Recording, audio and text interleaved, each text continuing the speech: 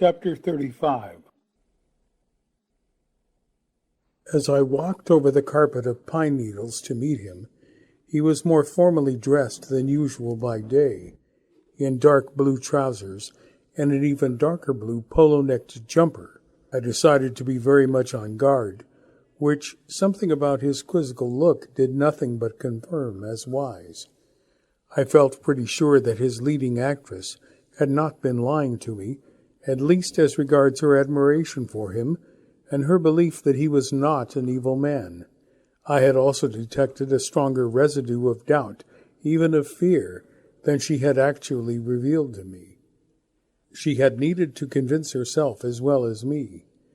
I had only to set eyes on the old man again to know that I retained more of the doubt than the rest. "Hello." "Good afternoon, Nicholas. I must apologize for my absence. There has been a small scare on Wall Street. Wall Street seemed to be on the other side of the universe, not just of the world." I tried to look concerned. "Oh?" "I foolishly entered a financing consortium 2 years ago.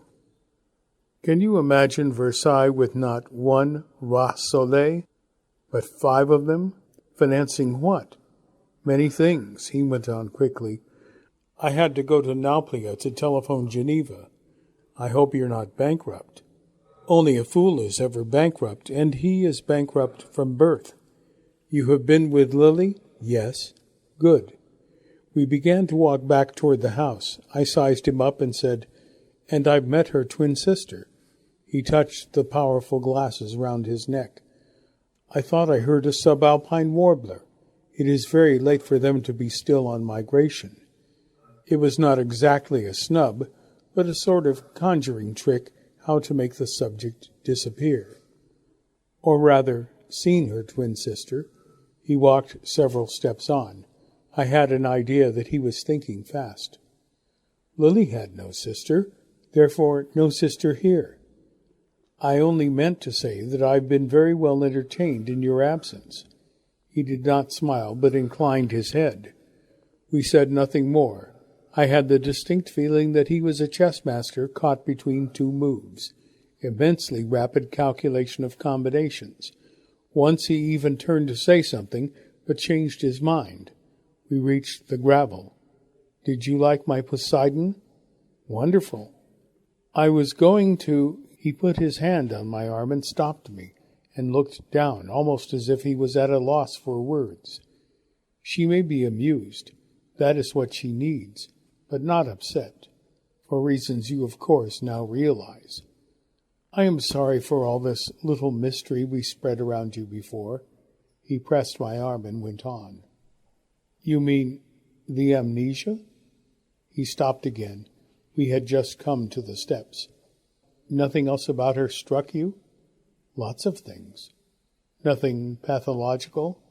"No." He raised his eyebrows a fraction, as if I surprised him, but went up the steps, put his glasses on the old cane couch, and turned back to the tea-table. I stood by my chair and gave him his own interrogative shake of the head. This obsessive need to assume disguises, to give herself false motivations, that did not strike you? I bit my lips, but his face, as he whisked the muslin covers away, was as straight as a poker. I thought that was rather required of her. Required? He seemed momentarily puzzled, then clear. "Ah, you mean that schizophrenia produces these symptoms?" "Schizophrenia? Did you not mean that?" He gestured to me to sit. "I am sorry. Perhaps you are not familiar with all this psychiatric jargon." "Yes, I am, but—" "Split personality?" "I know what schizophrenia is, but you said she did everything because you wanted it." "Of course, as one says such things to a child, to encourage them to obey. But she isn't a child. I speak metaphorically, as of course I was speaking last night. But she's very intelligent." He gave me a professional look. The correlation between high intelligence and schizophrenia is well known. I ate my sandwich and then grinned at him. Every day I spend here, I feel my legs get a little longer." He looked amazed, even a shade irritated. "I am most certainly not pulling your leg at the moment, far from it." "I think you are, but I don't mind." He pushed his chair away from the table and made a new gesture, pressing his hands to his temples, as if he had been guilty of some terrible mistake. It was right out of character, and I knew he was acting.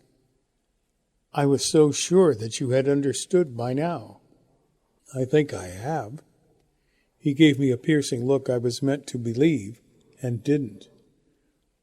"There are personal reasons I cannot go into now why I should, even if I did not love her as a daughter, feel the gravest responsibility for the unfortunate creature you have been with today." He poured hot water into the silver teapot. "She is one of the principal reason why I come to Barani and its isolation. I thought you had realized that by now." "Of course I had, in a way. This is the one place where the poor child can roam a little and indulge her fantasies." "Are you trying to tell me that she's mad?" "Mad is a meaningless, non-medical word. She suffers from schizophrenia." "So she believes herself to be your long-dead fiancé?" "I gave her that role. It was deliberately induced. It is quite harmless, and she enjoys playing it. It is in some of her other roles that she is not so harmless." "Roles?" "Wait." He disappeared indoors and came back almost at once with a book. "This is a standard textbook on psychiatry." He searched for a moment. "Allow me to read a passage. One of the defining characteristics of schizophrenia is the formation of delusions which may be elaborate and systematic, or bizarre and incongruous." He looked up at me. "Lily falls into the first category." He went on reading. These delusions, have in common the same tendency to relate always to the patient. They often incorporate elements of popular prejudice against certain groups of activities, and they take the general form of self-glorification or feelings of persecution. One patient may believe she is Cleopatra and will expect all around her to conform to her belief, while another may believe that her own family have decided to murder her and will therefore make even their most innocent and sympathetic statements and actions conform to her fundamental delusion. And here, there are frequently large areas of consciousness untouched by the delusion.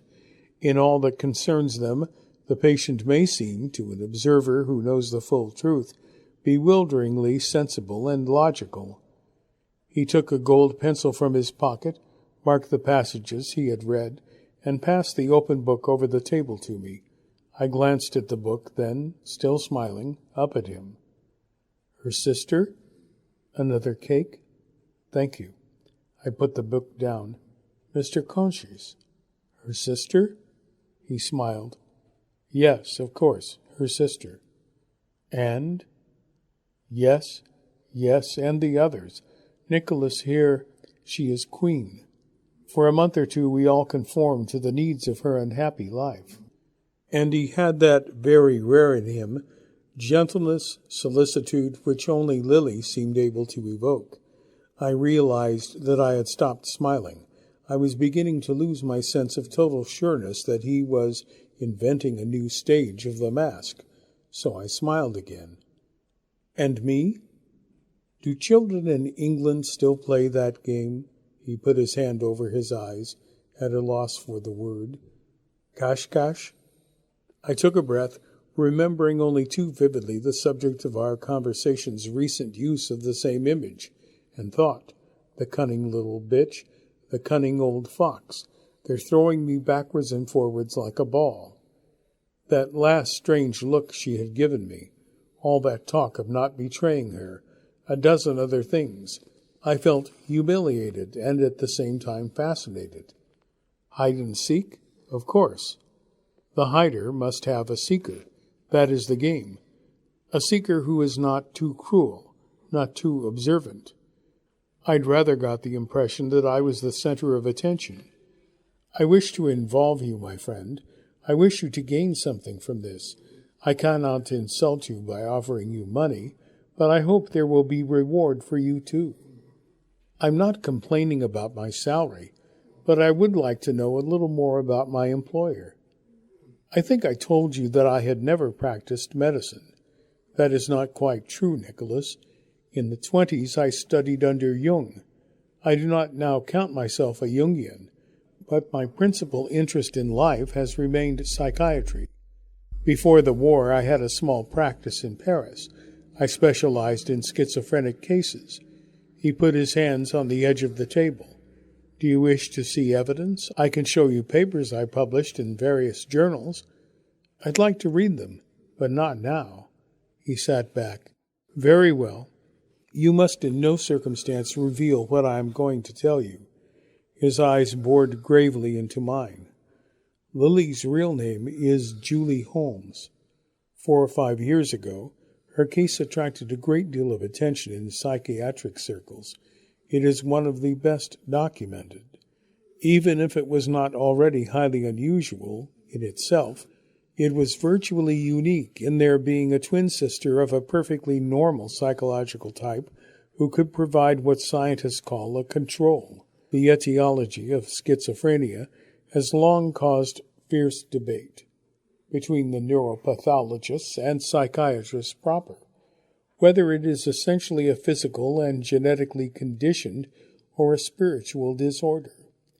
Julie and her sister clearly suggest the latter is the case, whence the great interest they have aroused. Are these documents available? One day you shall read them, but at the moment it would only hamper your role here. It is vital that she believes you do not know who she really is. You cannot create the impression if you know all the clinical facts and background. Agreed? I suppose so. Julie was in danger of becoming, like many such striking cases, something of a monster in a psychiatric freak show. That is what I am now trying to guard against. I began to swing the other way. After all, she had warned me. I was to have my credulity put on the rack again. I could not believe that the girl I had just left suffered from some deep mental flaw. A liar, yes, but not a celebrated lunatic. May I ask how you come to take such an interest in her? For the simplest and most non-medical of reasons.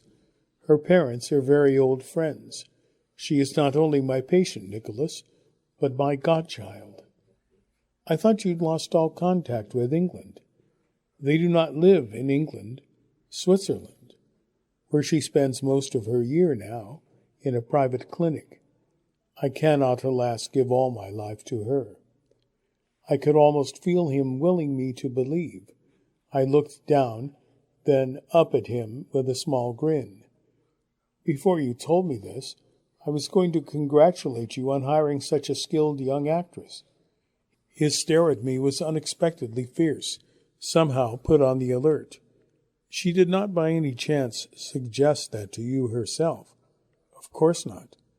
But he didn't believe me, and of course I realized at once he didn't have to believe me. He bowed his head a moment, then stood and went to the edge of the colonnade and stared out. Then he gave me a smile back. It was almost one of concession. I see events have forestalled me. She has adopted a new role toward you. Yes? She certainly didn't tell me about this. He remained scrutinizing me, and I stared blandly back. He struck his hands together in front of him, as if in self-reproach at his own stupidity. Then he returned to his chair and sat again. In a way, you are right, Nicholas. I have most certainly not hired her, as you put it. But she is a skilled young actress. Let me warn you that some of the cleverest confidence tricksters in the history of crime have also been schizophrenics. He leaned forward on the table, clasping his elbows. You must not force her into corners. If you do, she will tell you lie upon lie, until your head swims with them. You are normal. For you that is bearable. But for her, It may mean a grave relapse, years of work undone. Then shouldn't you have warned me before? For a second he continued staring at me. Then he looked down. Yes, you're right. I should have warned you. I begin to see I have miscalculated badly. Why? Too much insistence on the truth can spoil our little, but I assure you clinically fruitful, amusements here. He hesitated, then went on. It has long struck some of us that there is a paradox in the way we treat mental abnormalities of a paranoid cast. We place our patients where they are constantly questioned, supervised, watched, all the rest. Of course, it can be argued that it is for their own good, but we really mean that it is for our good, society's good. In fact, only too often, unimaginative institutional treatment gives plausible substance to the basic delusions of persecution. What I am trying to create here is an ambience in which Julie can believe she has some command over circumstance. If you like, in which for once she is not the one being persecuted, the one who always knows least. We all try to contribute to give her this impression.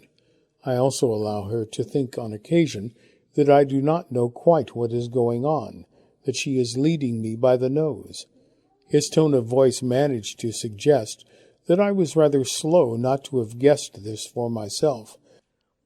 I had the familiar feeling that came in conversation at Barani of not knowing quite what statements applied to, in this case, whether to the assumption that Lily really was a schizophrenic, or to the assumption that, of course, I knew that her schizophrenia was simply a new hiding place in the mask. I'm sorry.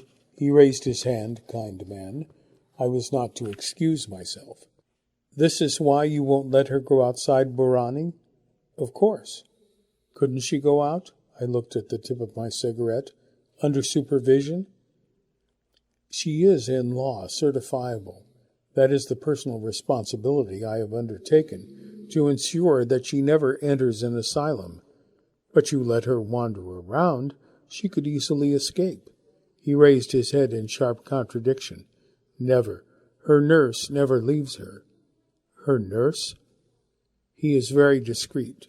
It distresses her to have him always by her, especially here, so he keeps well in the background. One day you will see him.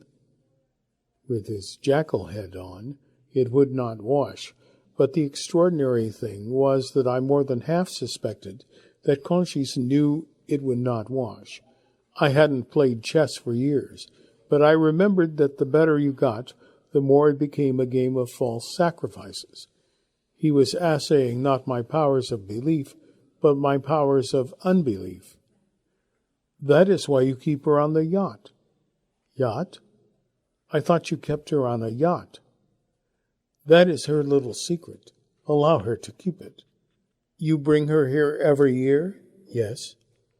I swallowed my knowledge that one of them must be lying, and my growing feeling that it was not the girl I must now think of as Julie. I smiled. So this is why my two predecessors came here, and were so quiet about it. John was an excellent seeker, but Mitford was quite the reverse.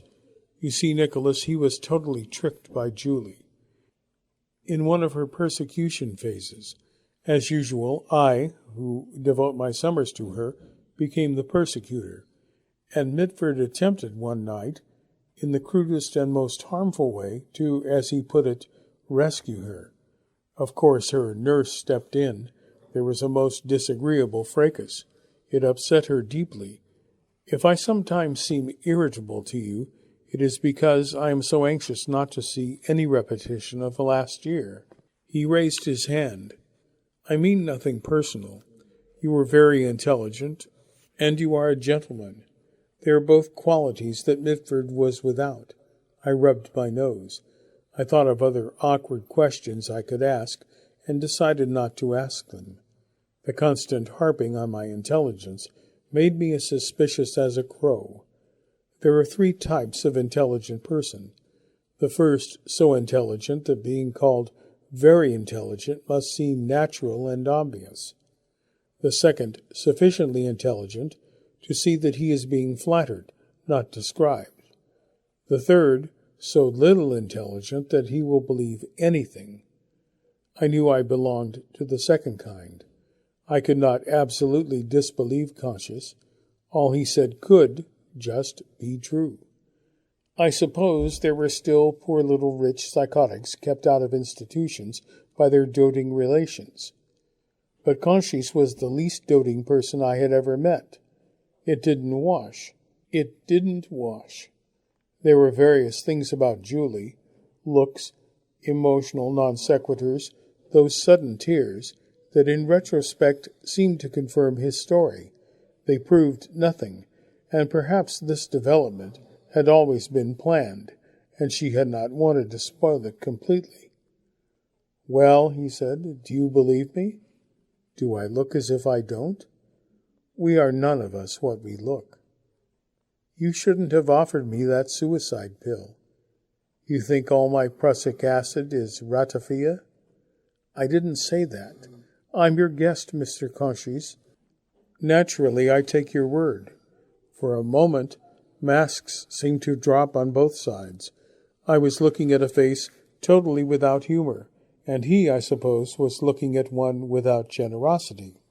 A hostility was at last proclaimed, a clash of wills. We both smiled, and we both knew we smiled to hide a fundamental truth, that we could not trust each other 1 inch. "I wish to say 2 final things, Nicholas. Whether you believe what I have said is comparatively unimportant, but you must believe one thing.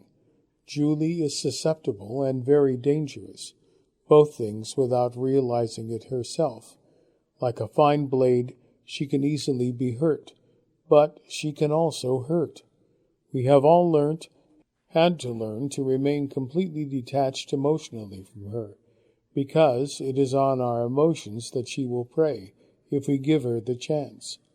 I remained staring at the edge of the tablecloth, recalling that impression I had had of a timidity, a virginity, and realizing that the temperamental cause of that could equally well be clinical, her seeming physical innocence, a lifelong and enforced ignorance of men in sexual situations. It was absurd. I could not absolutely disbelieve him. And the second thing is embarrassing to me, but it must be said. One of the tragedies of Julie's situation is that she is a normally sexed young woman, yet with no normal outlet for her feelings. As a personable young male, you represent such an outlet, which is in itself of considerable benefit to her. Not to put too fine a point upon it, she needs someone to flirt with, to exercise her physical charms on. I gather she has already achieved some success in that way. You saw me kiss her just now, but as you didn't warn me," he cut me short with a raised hand. "You are not to blame. If a pretty girl asks you to kiss her, naturally. But now you know the facts. I must point out the very difficult and delicate role I am asking you to play. I should not want you to repel every advance she makes, every hint of physical intimacy. But you must accept that there are certain bounds that cannot be transgressed. I cannot allow that for obvious medical reasons. If, I speak purely hypothetically, some situation should arise where you found temptation too strong, I should be obliged to intervene. She even managed to convince Mitford last year that she would be a normal young woman if he would only take her away and marry her. Not that she is scheming. When she says such things, she believes them. That is why her lies can be so convincing." I wanted to smile. Even if he was telling me the truth about the rest, I could not believe she would have had any sympathy for the idiotic Mitford. But there was something so obsessively severe and convinced of his own role in the old man's eyes that I lacked the nerve to mock him. "I wish you'd told me all this before." "That I did not, you must blame partly on yourself. I did not anticipate quite such a quick response from the patient." He smiled, then leaned back a little. "There is one other consideration, Nicholas. I should most emphatically not have embarked on all this if I had not felt sure that you had no emotional attachment elsewhere, from what you said. That's over. If you're talking about that radiogram, I'm not going to meet her in Athens. He looked down, shook his head. Of course it is not my business, but what you said of the young lady, of your deeper feelings towards her, impressed me. I must say I think you would be foolish to turn down this offer of renewed friendship. With respect, it really isn't your business. I should regret it very much if your decision were in any way colored by what is happening here. It isn't. Nevertheless, I think it is better, now that you understand what is really involved, that you should reflect on whether you wish to continue your visits here. I should fully understand if you decided to have no more to do with us. He stopped me speaking. In any case, I wish to give my unfortunate godchild some respite. I have decided to take her away for 10 days or so. He consulted me as if I were some psychiatric colleague. Overstimulation has a negative therapeutic value. I felt bitterly disappointed and mentally damned.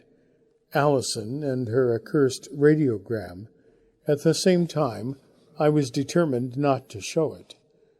I don't have to think about going on. I want to. He contemplated me and finally nodded, the old devil, as if it were for him to accept my genuineness. All the same, I recommend further thought, and an enjoyable weekend with what sounds a charming young woman in Athens. I drew a deep breath, and he went on quickly. I am a doctor, Nicholas. Permit me to be frank. Young men were not designed for the celibate life you lead here. I've already paid to discover that, as I recall. Then for all the more reason. And the weekend after next? We will see. Let us leave it like that. He suddenly stood up and extended his hand, which I took. Good. Excellent. I am so glad that the air is cleared between us. He put his hands on his hips. Now, do you feel like some hard work? No, but take me to it. He led me round to one of the corners of the vegetable garden. Part of a wall supporting a terrace had collapsed, and he wanted it built up again. He gave instructions. The dry earth had to be broken up with a pickaxe, the stones lifted back, arranged, packed with the earth, which had to be watered to bind the wall together again. As soon as I started work, he disappeared. The breeze was still blowing, though it was the time of day it normally dropped, and it was cooler than usual, but I was soon sweating like a pig. I guessed the real reason I had been turned to laborer. I had to be kept busy, out of the way, while he found Julie and tried to discover exactly what had gone on between us, or perhaps congratulated her on playing her new part so well. After some 40 minutes, I gave myself a break to have a cigarette. Suddenly, Conscious appeared on the terrace above me, where I sat with my already aching back against a pine trunk. He looked sardonically down. Labor is man's crowning glory. Not this man's. I quote Marx. I raised my hands. The pickaxe handle had been rough. I quote blisters. Never mind. He remained staring down at me, as if I pleased him, or as if something he had learnt of me since tea pleased him, as clowns sometimes please philosophers. I asked a question I had been saving up. I'm to believe nothing of her stories? Am I to believe anything of yours about your past? I had thought that it might offend him, but his smile deepened. Human truths are always complex. I smiled warily back. I'm not quite sure what the difference is between what you're doing here and the thing you hate so much, fiction. I do not object to the principles of fiction, simply that in print, in books, they remain mere principles. He said, Let me pass on an axiom about our species, Nicholas. Never take another human being literally. He added, even when they are so ignorant that they do not know what literally means. There's no danger of that, here anyway. He looked down, then straight at me. What I am employing is a very new psychiatric technique. It has been only recently developed in America. They call it situation therapy. I'd like to read those papers of yours, which reminds me, I looked for them just now. I seem to have mislaid them. It was shameless. He made it sound like a blandly deliberate lie, as if he wished me to stay in doubt. Too bad. He folded his arms. I have been thinking, your friend. As you perhaps know, I own the house that Hermes lives in the village. He uses only the ground floor. It occurred to me that you might like to bring her to Phraxus for a while. She is most welcome to the upper floor.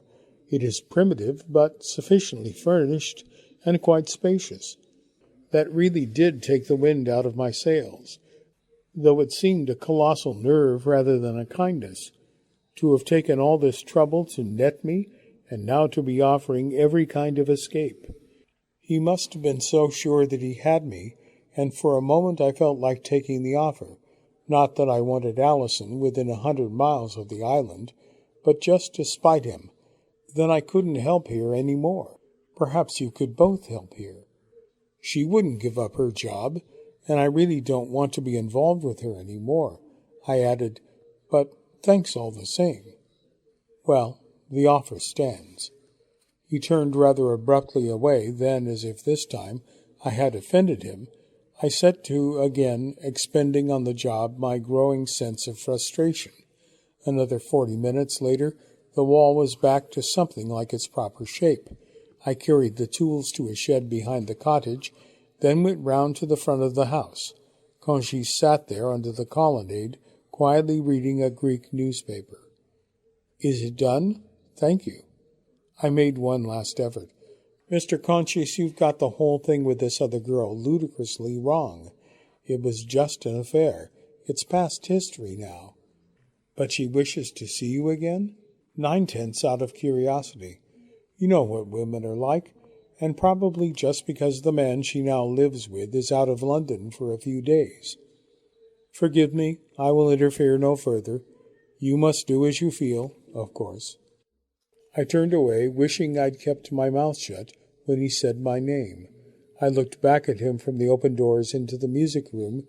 He gave me a powerful yet paternal look. Go to Athens, my friend. He glanced toward the trees to the east. Guayaquil toca. I had very little Italian, but I knew what he meant. I went on up to my room, undressed, then to the bathroom and the saltwater shower. In an odd way, I knew what he was really saying. She was not for me because she was not for me, not because she was a ghost or a schizophrenic or anything else in the mask. It was a sort of ultimate warning off, but you can't warn off a man with gambling in his ancestry.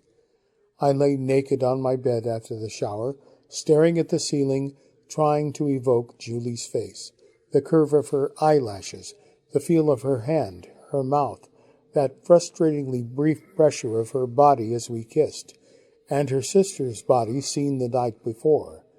I imagined Julie coming to me there, in the bedroom or in the pine forest. Darkness, a wildness, a willing rape. I became the satyr, but then remembering what had happened to him, realizing now what lay behind that little bit of classical hocus-pocus, I opted for detumescence and dressing. I, too, was beginning to learn to wait.